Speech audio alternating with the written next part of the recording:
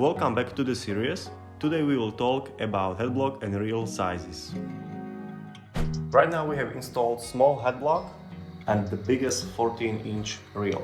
There is a small gap, but it fits.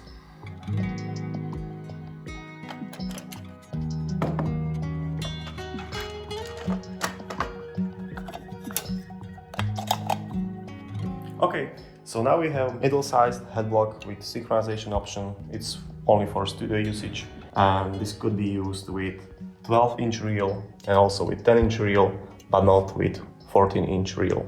This is the largest one, and we do not have it completed, so it's only for reconversion. As you can see, the gap is really small, so this size of headblock can be used only with 10-inch reel.